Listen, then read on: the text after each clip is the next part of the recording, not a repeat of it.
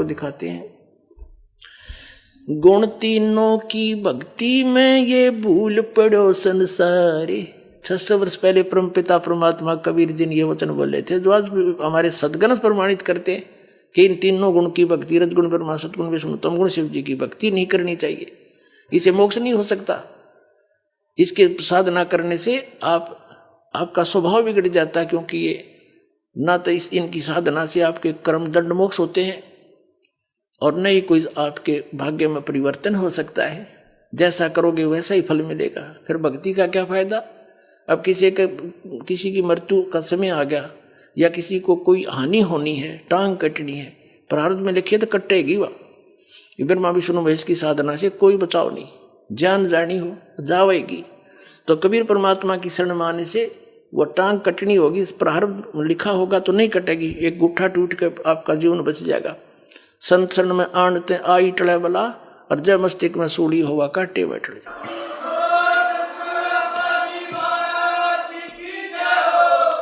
अब आपको दिखाते हैं परमात्मा ने क्या कहा था।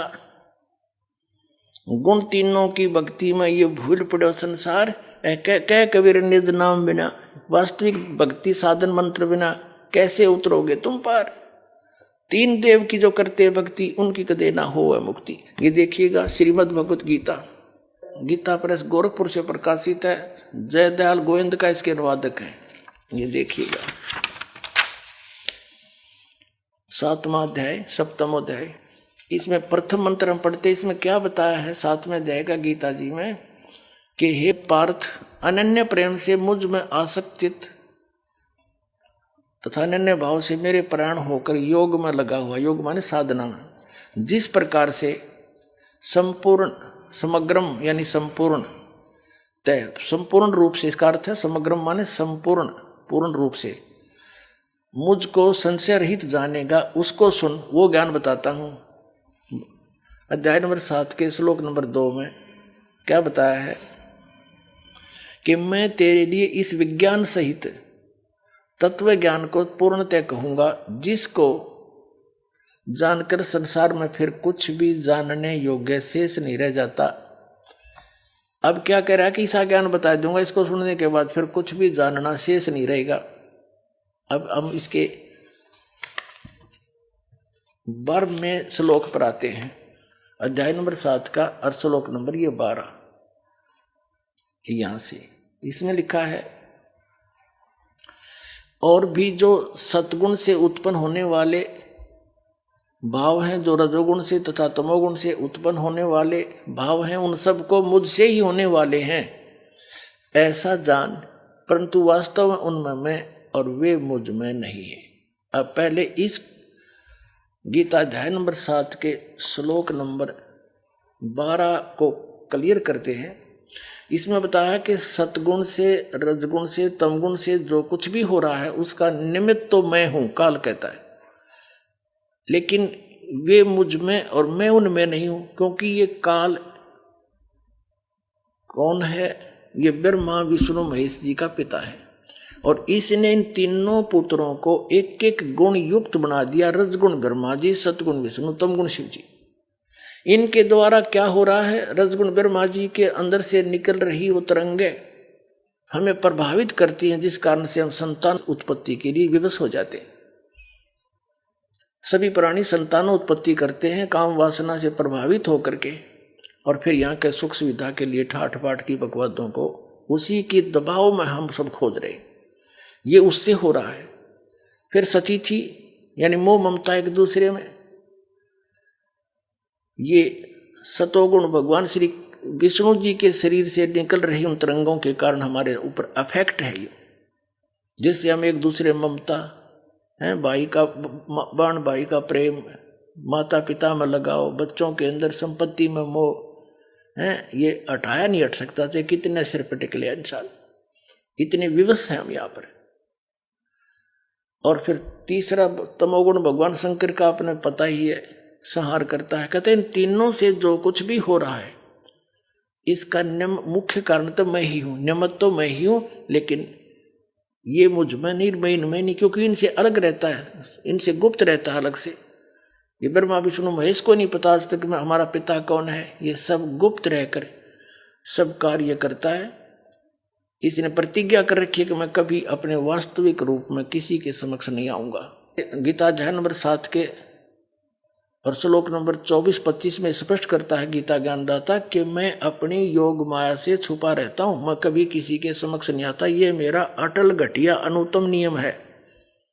और ये मूर्ख जन समुदाय मुझ अव्यक्तम व्यक्तिम आपनम मनन्ते अबुझा, ये मूर्ख ये सामने खड़े ये मुझे कृष्ण मान रहे होंगे, शरीर माया हुआ, आई एम नॉट कृष्ण, क्योंकि कृष्ण के अंदर तो बोल रहे था वो काल। तो इसने कसम खा रखी है कि मैं अपनी योग माया से छुपा रहता हूं, मैं किसी के सामने नहीं आता, ये मेरा अटल नियम है। इस आधार से ब्रह्मा विष्णु महेश को भी पता नहीं हमारा पिता कौन है। इन्होंने समाधि लाला थक गए, इन्होंने लास्ट में विधान बना दिया कि निराकार है भगवान, उसका प्रकाश देखा जाता है। प्रकाश भगवान बिना प्रकाश किसका देखते हो फिर?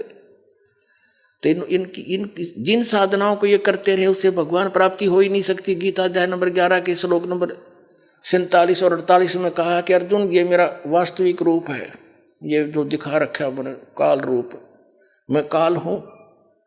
और इस मेरी प्राप्ति ना वेदों वर्णित विधि से, ना किसी जप से, ना तप से, ना किसी क्रिया से, अर्थात वेदों और गीता में वर्णित विधि से परमात्मा प्राप्ति नहीं हो सकती।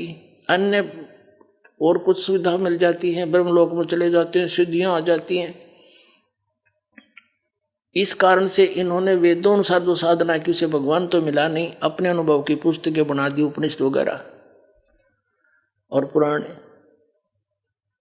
अब परमात्मा ने आकर फिर इस यथार्थ ज्ञान को बताया। तो अब क्या बताना चाहते हैं कि इन तीनों गुणों से जो कुछ हो रहा है ये काल कह रहा है, रजगुण ब्रह्मा से, सतगुण विष्णु से, तमगुण शिव जी, उसका सब का निमित्त मैं हूं। क्योंकि इसको 1 लाख मानव शरीरधारी प्राणियों का नित आहार करना पड़ता है। इसको श्राप लगा हुआ, इसने गलती की थी, जिस कारण से ये अपने तीनों पुत्रों से आप जी को अपना एक आहार फसल के रूप में रखे हुए है। जैसे कसाई बकरे पालता है, उन बकरों को सब सुविधा नजर आती है उस कसाई की तरफ से उपलब्ध। वहाँ चारा भी होता है, उनके लिए जल भी होता है, शेड भी डाल रखा होता है, झोंपड़ी गर्मी सर्दी से बचाने के लिए, चारों तरफ बाड़ भी लगा रखी होती है हिंसक पशुओं से बचाने के लिए। तो बकरे ये समझ बैठते हैं कि ये बड़ा दयालु भगवान है, हमारा मालिक है।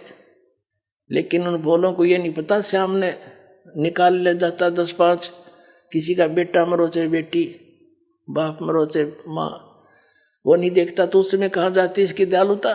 तो यहाँ की सुविधाएं देखकर, यहाँ पर काजू किस्मत सेब संतरे सुंदर आहार देखकर, कणक देखकर, गेहूँ बाजरा ज्वार और ये सब गर्मी सर्दी की मौसम झरने देखकर हम ये सोचे हैं भगवान बड़ा दयालु, हमारे लिए कितनी व्यवस्था कर रखी है। और जब दयालुता कहाँ जाती है, पूरा परिवार का परिवार एक्सीडेंट में मारे जाते हैं। तो कबीर परमात्मा ने बताया कि तुम जिसको भगवान मानकर पूज रहे हो, जिसके लोक में रह रहे हो, ये काल है, कसाई है। ये काल कसाई हसत है सर्वलोक को खाए, और अंकुश निर्गुण राम नाम का सतगुर दर पकड़ा जा। परमात्मा के चरणों में आने के बाद इसका प्रभाव निष्क्रिय हो जाता है। यहाँ दास के माध्यम से